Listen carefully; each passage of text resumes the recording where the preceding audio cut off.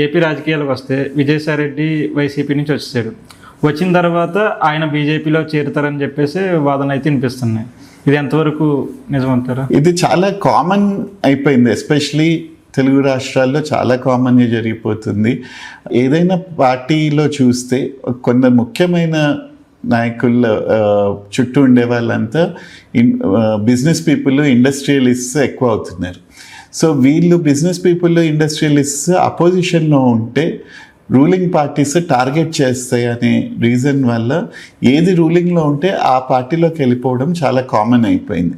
ఇప్పుడు ఆ ట్రెండ్గా చూసుకుంటే ఇంతకుముందు టీడీపీలో ఉన్న ఇండస్ట్రియలిస్ట్స్ ఇది టీడీపీ అపోజిషన్లో ఉన్నప్పుడు బీజేపీలో చేరారు, మినిస్టర్స్గా ఉన్నారు. వాళ్ళు టీడీపీకి సంబంధించిన డిఫరెంట్ ఇండస్ట్రియలిస్ట్ ఇంట్రెస్ట్ వాళ్ళు చూసుకున్నారు. ఇప్పుడు వైఎస్ఆర్సీపీది అదే రిపీట్ అవుతుందని అనుకోవచ్చు.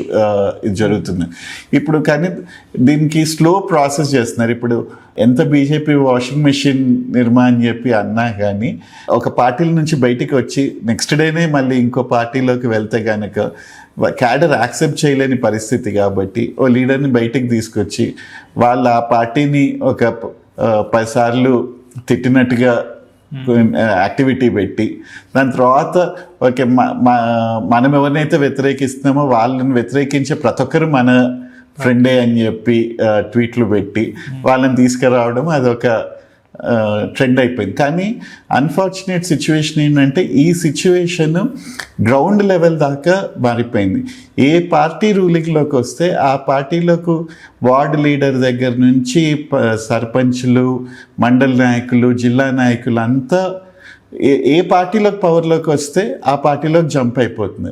సో ఇప్పుడు మనం గవర్నమెంట్లు మారినప్పుడు చూస్తే కనుక పైన టాప్ లీడర్షిప్ తప్ప మిగిలిందంతా సేమ్ పీపుల్ ఉంటున్నారు ప్రతి గవర్నమెంట్లో. సో ఈ సిచ్యువేషన్ చాలా అన్ఫార్చునేట్ సిచ్యువేషన్. కానీ అది పబ్లిక్ ఇంతకుముందు కర్ణాటకలో చూసాం, 30 మంది ఎమ్మెల్యేలని బయటికి లాగి బీజేపీలో చేర్చుకొని మళ్ళీ ఎలక్షన్స్కి వెళ్తే అందులో 25 మంది ఎమ్మెల్యేలు గెలిచారు. సో పబ్లిక్ ఇట్లా పార్టీలు మారినప్పుడు, ఓట్లు వేయడానికి సిద్ధంగా ఉన్నప్పుడు నాయకులు మారడానికి రెడీగానే ఉంటారు. ఇప్పుడు బీజేపీ ఆయన్ని చేర్చుకోవడానికి వెనక వ్యూహం ఏమైనా ఉందంటారా?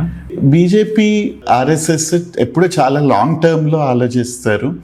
సో వాళ్ళు మనం చూస్తే కనుక ప్రతి స్టేట్లో కూడా వాళ్ళు అపోజిషన్నే టార్గెట్ చేయడం కాదు, వాళ్ళ అలైస్గా ఉన్న పార్టీల్లో కూడా ఇదేది దెబ్బతీసి వీళ్ళు పెద్ద పార్టీగా ఎమర్జ్ కావడానికి ట్రై చేస్తారు. ఫర్ ఎగ్జాంపుల్ మహారాష్ట్రలో చూసాము, శివసేన పెద్ద పార్టీగా ఉండింది, కానీ శివసేనని దెబ్బతీసి బీజేపీ మేజర్ పార్టీగా మహారాష్ట్రలో ఎమర్జ్ కాగలిగింది. సో అలా చూసుకుంటే వాళ్ళు ఇంకో స్ట్రాటజీ ఏంటంటే ప్రతి చోట ఏదైనా కమ్యూనిటీ ఆర్ ఏదైనా ఒక క్యాస్ట్ని చేస్తారు. ఏపీలో చూసుకుంటే కనుక కమ్మ పొలిటికల్ గ్రూపింగ్ ఒకటి, కాపు పొలిటికల్ గ్రూపింగ్ ఒకటి, రెడ్డి పొలిటికల్ గ్రూపింగ్ ఒకటి, 3 మేజర్ పొలిటికల్ గ్రూపింగ్స్గా ఉన్నాయి. అందులో ఏవైనా 2 కలిపినప్పుడు పవర్లోకి రాగలుగుతున్నారు. ఈ 3 గ్రూపింగ్స్లో ఏదో ఒక గ్రూపింగ్ లాగడానికి బీజేపీ ఎప్పటి నుంచో ప్రయత్నం చేస్తుంది. వాళ్ళు స్టేట్ ప్రెసిడెంట్గా ఎవరిని పెడుతున్నారని చూస్తే కనుక వాళ్ళు ముందు ఒక కాపు పార్టీగా ఎమర్జ్ కావడానికి ప్రయత్నం చేశారు, తర్వాత కమ్మ పార్టీగా ప్రయత్నం చేస్తున్నారు. ఇప్పుడు విఎస్ రెడ్డిని తీసుకొని అలాంటి కాంబినేషన్, ఒక రెడ్డి కాంబినేషన్ని కూడా చేయడానికి ప్రయత్నం చేయవచ్చు. ఇప్పుడు ఇది చేయాలంటే మేజర్ అపోజిషన్గా ఎమర్జ్ కావాలంటే జగన్ని దెబ్బతీసి TDP versus BJP atmosphere create చేసి, పవన్ కళ్యాణ్ ఎలా అయినా బీజేపీతో క్లోజ్ కాబట్టి పవన్ కళ్యాణ్ని కూడా బీజేపీలోకి మర్జ్ చేసుకోవడం వల్ల ఆర్ అలాగే పెట్టుకోవడం వల్ల ఒక కాపు రెడ్డి కాంబినేషన్ చేయడానికి ప్రయత్నం చేస్తున్నారనే అంచనా ఒకటి ఉంది. అది పాసిబుల్ కావచ్చు. చూశారు కదా, ఇది ఈరోజు బీటీఎస్.